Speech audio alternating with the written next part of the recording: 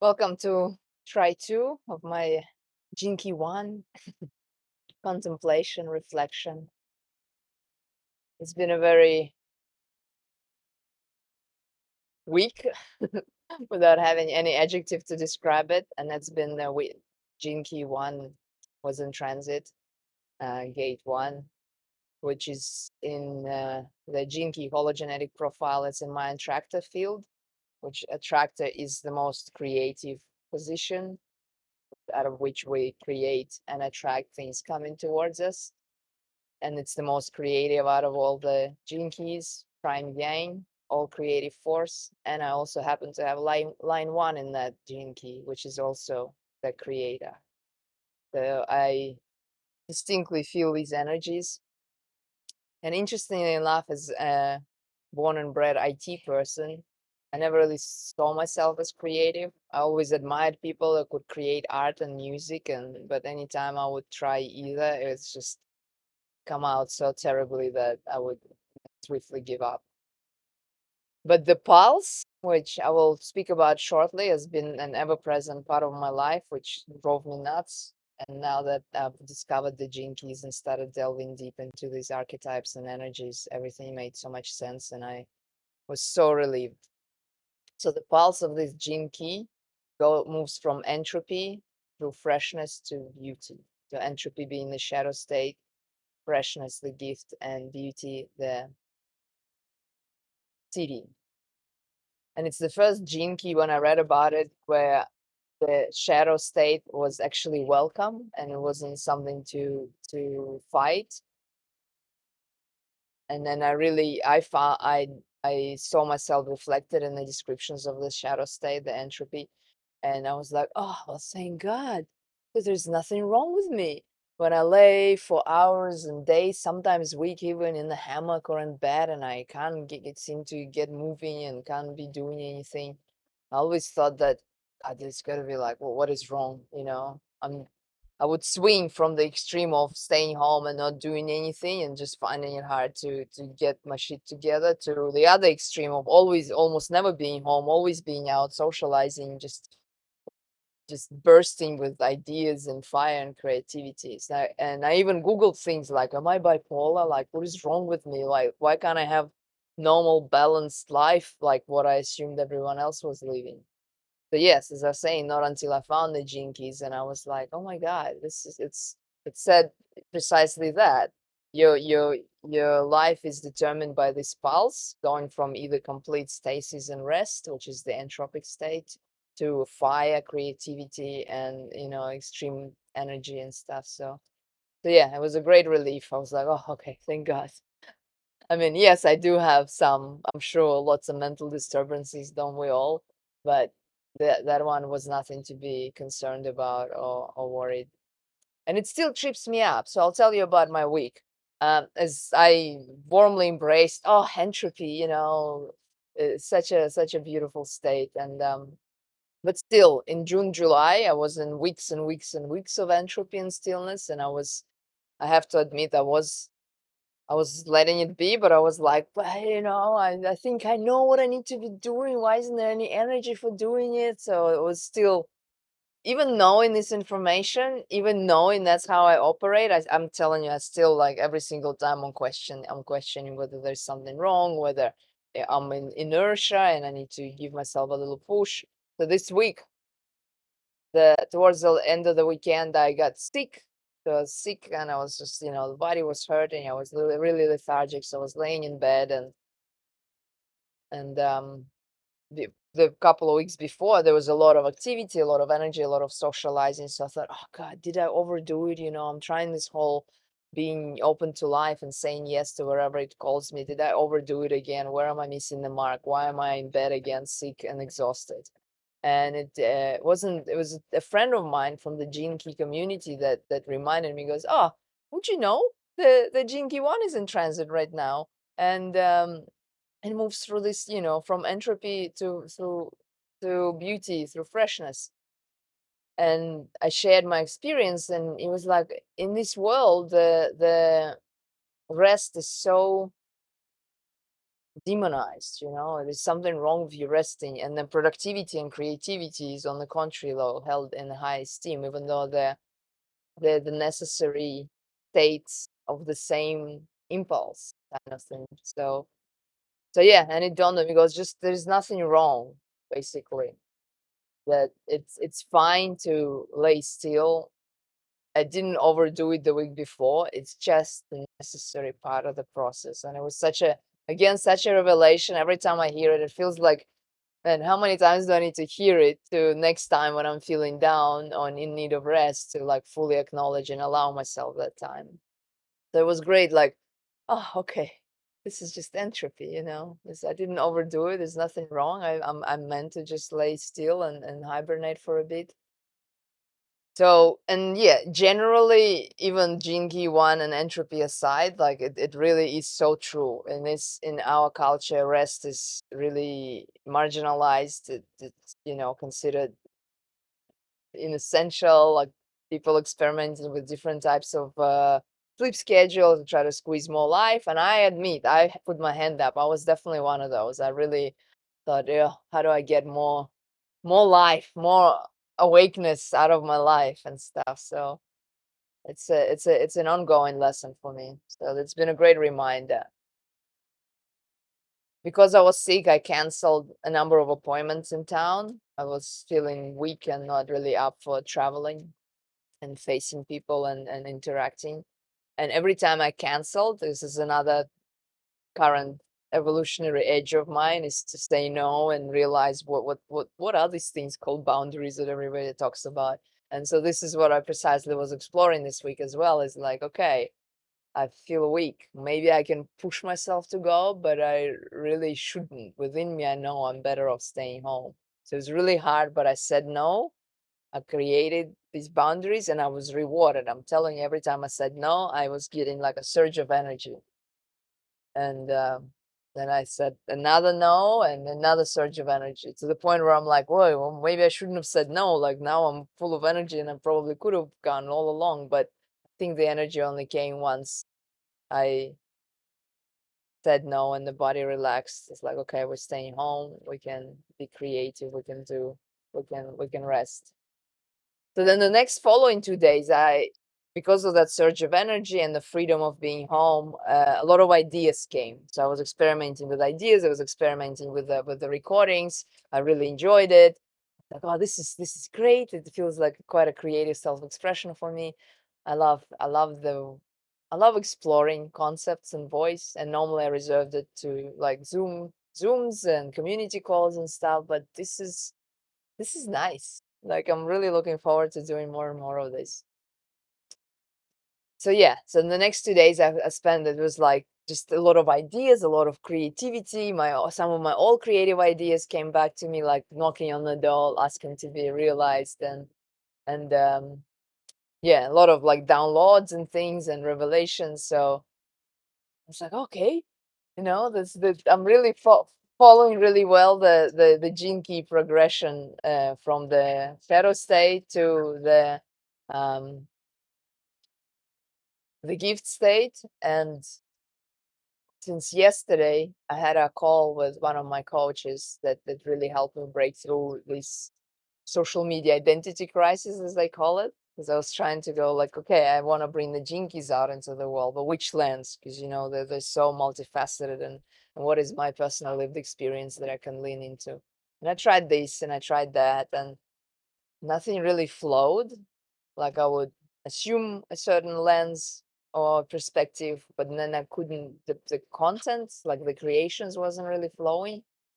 And then it wasn't until yesterday morning, but what was ever swelling inside of me is this sense like bliss, bliss, I live in bliss, like it's physical, palpable, it's coming out of my pores, like it's it's yeah, it's like a persistent sensation. It's not just like feeling aligned or feeling on purpose or mindfulness. It's a palpable physical sensation that um used to just come and go. And when it would come, I would like, okay, stop everything, go lay down and really like be in that in the allowing it to pass. but lately it started showing up not just in laying down and in stillness, but in conversations, in again community calls and certain work I was doing, and I'm like, oh my god, it's coming, and just so I was really like, this is such a like, and I haven't heard of anyone's like, obviously, you hear I hear spiritual accounts of people, living in ecstasy and just disappearing and or just being like still and emanating this, but it always was this, you just something you read, nothing something you experience. So, and well, when it really comes, and it can be quite overwhelming, the bliss, like generally I feel it, like especially if I focus on it, it does. It is mostly like the sensation on the skin, and I just feel like inside the body, everything is just vibrating and alive. But but yeah, it's not something like overwhelming, like yeah, sometimes it's overwhelming, like I have to lay down, but generally it's something like it's there, it's present, it's just pleasant, kind of like honey, like undercurrent to all my existence. So anyway, and I was sharing in some other retreat that I just like my biggest wish is just to share this with people. I live in this just amazing state of bliss and joy, and it's just so sweet, and like nothing really else is needed or matters. And I just feel like just if the rest of the world just live like this, everything, the way we interact, everything, the way the humanity and society is constructed, everything will change. So I'm just getting goosebumps just talking about it now. So then I shared it, and then I even started my social media presence with this kind of, I just want to sell Bliss, but then Bliss wasn't selling. So then I had this was my dilemma. Like I was trying on different other lenses, the problem and solution frameworks, but nothing really. And the more I tried, the more inside of me, it was just like, please. It was like the eternal scream. And so yesterday morning, I was in a conversation with one of my mentors, and she listened, heard me out. This like, oh, I'm trying this and I'm trying that, but all inside me is just bliss. And then and then and then she really hit the nail on the head. She was like, okay, I hear this, that you want to. And then the way she described it was just so perfect and eloquent to how I want to present this work. And she even, managed to sell bliss with the kind of the pain point is, have you been on a spiritual or personal development transformational quest your entire life and still haven't gotten to the lasting happiness? Because that was me, and that's truly, I was like crying on the call because it was just such a, truly touched me. Is my story. I have been, and finally I've discovered it. So then she went on to say, and then yes, you can go on to tell your story about how you have discovered bliss, and then those that are on the same path as you, like transformational personal development in search of that, and then you can then share what you've learned and how you got there. So I was like, yes, this is it. I was just buzzing all day. I couldn't do any work. I couldn't, like, there was so many things I had to do. I could not do any of it. I was just overtaken with this creative impulse and energy. And I was writing my story. I was writing the page, and I was creating all these other things. So it's a very long-winded way to say I did want to share my breakthrough because it just feels like such a huge breakthrough, but I also wanted to share it as the progression. We started with the shadow state and the entropy, and then the freshness, all the different ideas are coming and I'm feeling them. And then there's like just, overarching, like I disappeared. I literally disappeared into this work, like this stream of just came through me. The writing, I just couldn't stop. I couldn't literally do anything else. It was just, this is it, like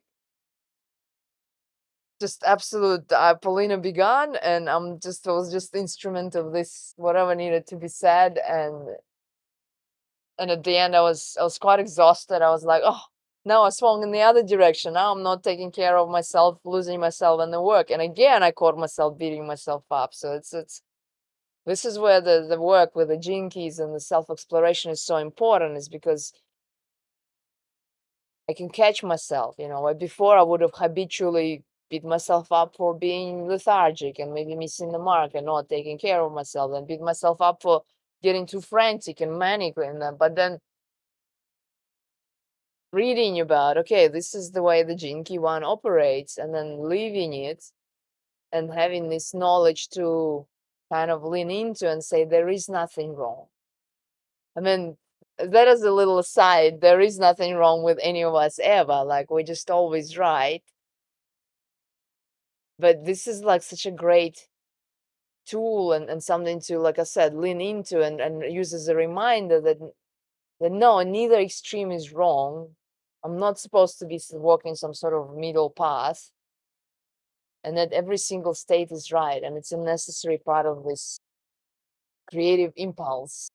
That not only me, not only me writing as the having the gene key one in my profile, but in fact, gene key one is like a prime, one of the 4 prime gene keys, the other being 2, 63, and 64, which can comprise all of the other 64 gene keys. So we all have it. Some more intensely, I guess, those that identify as artists, like, because I never identified as artists, I never explored this way of being. I knew there was there, but I'm sure if any one of you digs deep, if you dig deep, you will see, you will feel it in your life, you will feel it in periods of your life, in certain, days, and just yeah, I just invite you to be more open and more sensitive. Now that I told my story, told how the Jinki one, moves through its spectrum of consciousness. Look out for it. Like, where does it show up in your world? And most importantly, don't make any extreme wrong. Every extreme is the necessary part. So yeah, super excited about of what came out. Woke up this morning, yeah, was just there going a little bit, beating myself up for not taking a pause, taking care, like serving my clients with what needed to be done. Went to finally feed myself something at the end of the day, and then suddenly I felt super exhausted and I couldn't get back to work. So I thought, okay, I'll go to sleep. And tomorrow is the next day, and I have to say, like, I'm committed tomorrow, which is today. I'm just gonna do all the work that I missed on doing yesterday because I'm a little bit behind. But I tell you, it's the end of this gene key transit, and maybe it's this. I guess it's that, but I couldn't stop. I'm like, I want to speak, I want to create, I want to record. So yeah, I'm like in the middle of it, relaying to you how it feels, and you can see it, you can feel it. So it's such a beautiful energy, and I feel so fortunate that it's such a strong presence in my life, and I look forward to now with more consciousness and attention, exploring and riding those waves rather than it's just in the middle, which is very occasional state where I thought, okay, I'm normal, and at every other extreme or heading towards the extremes, I would always be like, no. So yeah, really excited about what a conscious lived experience of the Jinki One impulse, creative impulse, is gonna hold for me for the future. And since this Jinki is finishing and the next one is starting, and I feel within myself, I'll probably more leaning towards reflecting on how the week has been rather than trying to describe and predict the coming transit. I will just note briefly the 43 because it's my life's work. It is my birthday in tomorrow. I'm turning 40, which is very exciting. I definitely feel a new life starting.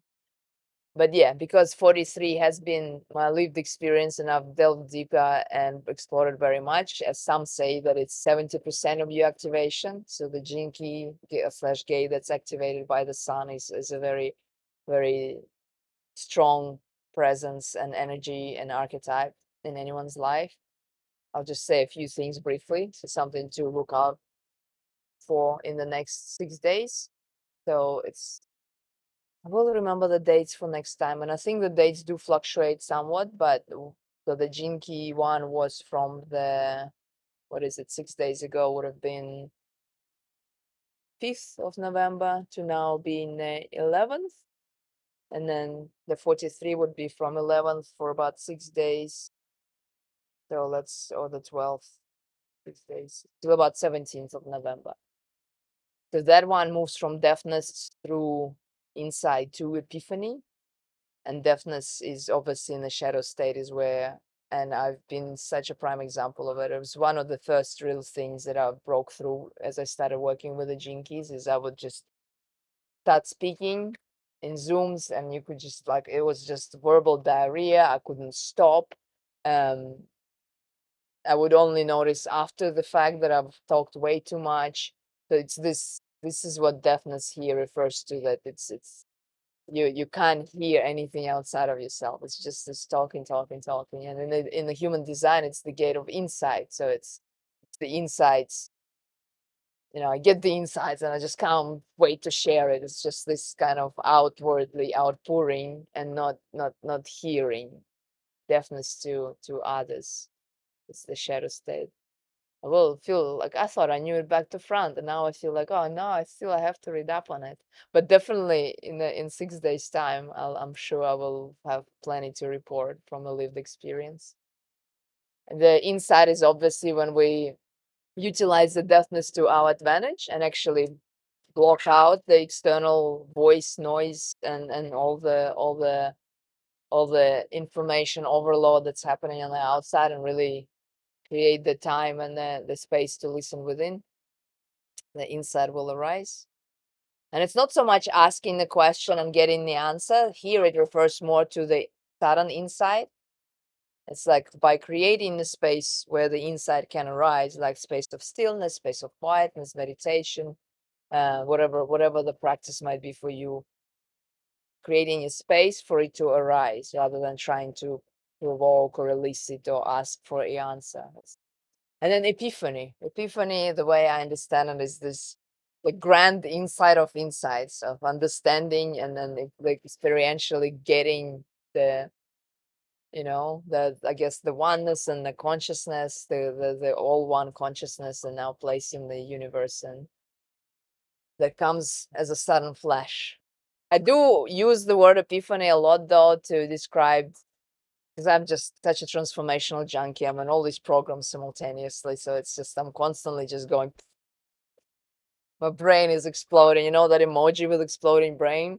That is my quite frequent state of being. So I do use the word epiphany to describe certain like really big revelations. And then the other keynote is breakthrough, which just they all describe in the same thing. Suddenly you're like, oh my God, how did I not see it before? And then even before I knew the gene keys, the way I was referring to is that I used to say I'm a paradigm shift learner. So some people journal, they take a while, they process, they reflect, etc. But I was like, as soon as I saw it, that's it. I was a changed person that same second. My paradigm shift has occurred. So yeah, I'm sure you've enjoyed my dog's chasing the chicken here.